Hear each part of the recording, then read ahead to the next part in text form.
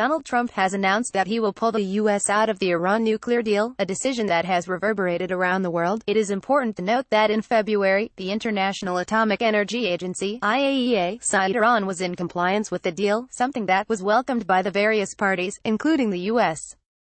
So the president's decision to pull the U.S. out of the Joint Comprehensive Plan of Action (JCPOA), which was brokered by 7 parties and signed in 2015, it would place everyone in uncharted territory. Despite that, some things are already clear. What are the options for Donald Trump? Under the terms of the deal, the U.S. has issued waivers to long-standing sanctions imposed long before Mr. Trump came to office that have sought to punish Iran for its nuclear program.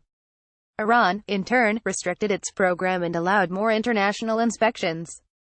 The U.S. president must decide whether to renew the waivers that eased one basket of sanctions, those on Iran's central bank, intended to hit Iranian oil exports, and which would force global companies to reduce their purchases of oil from Iran. The Associated Press said another basket of sanctions waivers are up for renewal on July 11, and 3 of those focus on more than 400 specific Iranian companies, individuals and business sectors.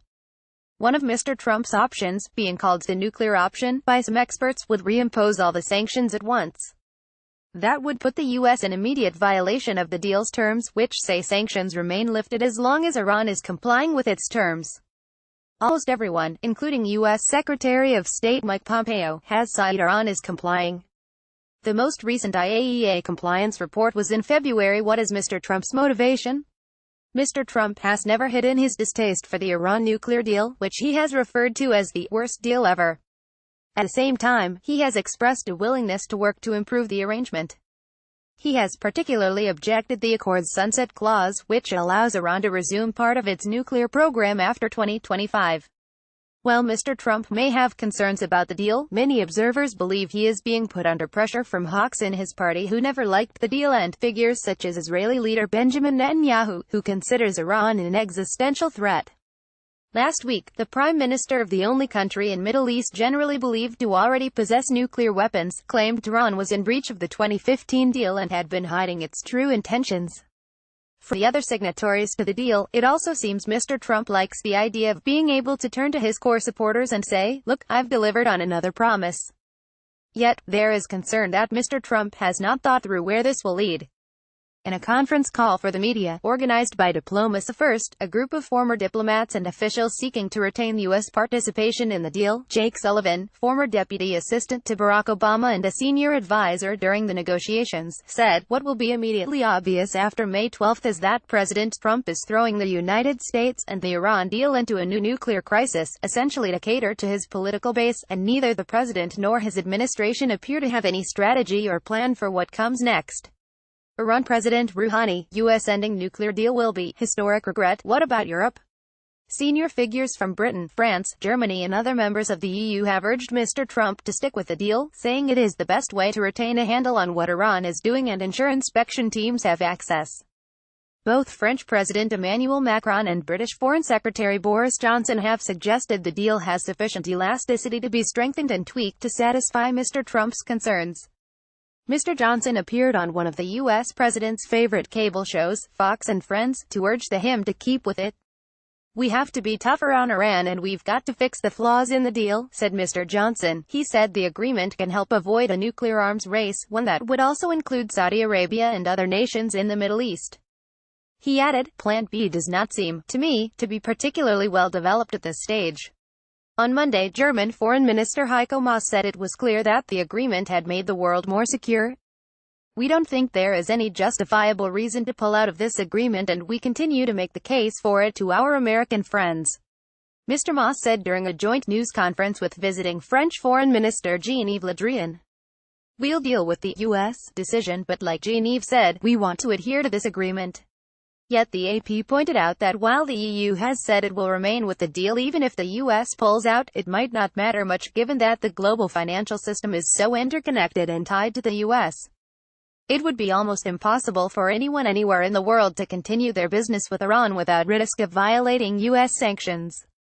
What will Iran do? Iran wants the U.S. to remain in the deal, which has helped improve the country's economy and strengthened the hand of relative political moderates such as the nation's president, Hassan Rouhani. On Monday, Mr. Rouhani said the U.S. would regret any decision to leave the deal and vowed to resist U.S. pressure if they want to make sure that we are not after a nuclear bomb. "We have said repeatedly that we are not and we will not be," he said in a televised speech, according to Reuters. But if they want to weaken Iran and limit its influence whether in the region or globally, Iran will fiercely resist. Observers believe the hand of hardliners would be strengthened if the U.S. pulled out. Tehran has already said it would step up its nuclear activities if sanctions were to be reimposed. It would also increase its testing of missiles and support for militant groups. "We are not worried about America's cruel decisions. We are prepared for all scenarios and no change will occur in our lives next week," said Mr. Rouhani. "If we can get what we want from a deal without America, then Iran will continue to remain committed to the deal. But if not, Tehran will continue its own path." The AP highlighted that while Iran would still technically remain obligated to permit inspections as a signatory of the Nuclear Non-Proliferation Treaty, it would no longer be bound by the more rigorous inspections regime by the IAEA that it agreed to in the deal. Iran's message: there is only one way forward, and it's U.S. compliance, not appeasement. What would North Korea make of all this? Some observers believe it is possible that Mr. Trump will recertify the deal in order to persuade North Korea to carry out its stated wish to hold a summit with the U.S. president. Alexandra Bell, a senior policy director at the Washington-based Center for Arms Control and Non-Proliferation, told The Independent that if the U.S. reimposed sanctions it would be in violation of the deal it signed 3 years earlier. "We lose our credibility as someone who can be trusted," she said of such a scenario. Why would North Korea sign any sort of deal after that? What is Mr. Trump most likely to do? One thing the U.S. president has proven since he entered the White House is that it can be a hopeless task to try and guess his actions.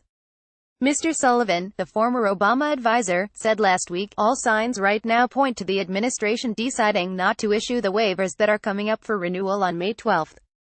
But things are not necessarily so black and white. There are at least 3 possible steps Mr. Trump could take. Firstly, he could sign the waiver again as he has done every 4 months since taking office, but add a series of demands and caveats. This would keep the deal alive and allow those European nations who have said they will work to fix the deal, to try to do so. Secondly, he could refuse to sign the waiver but not push immediately for the reintroduction of sanctions. Anshel Pfeffer of Hartas wrote, "The sanctions that target Iran's central bank, and are mainly aimed at hampering its international oil deals, do not come into effect for another 108 days, effectively giving the administration and the other signatories 5 more months to search for a compromise. At this point, the Europeans will be scrambling in both directions, to try to find a solution that could still make Trump backtrack and sign the waivers. Better late than never, and, at the same time, prevent the Iranians from pulling out of the JCPOA. The third scenario, the one that Iran, Europe and the other signatories of the deal want to avoid, is Mr. Trump refusing to sign the waiver and pushing ahead with new U.S. sanctions, putting Washington at sharp odds with its supposed allies in Europe. Trump could go to the UN and start the process demanding UN sanctions," said Jeffrey Lewis, director of the East Asian Non-Proliferation Program at the Middlebury Institute of International Studies. "I think this is the least likely as it would trigger a major crisis." Reuse content.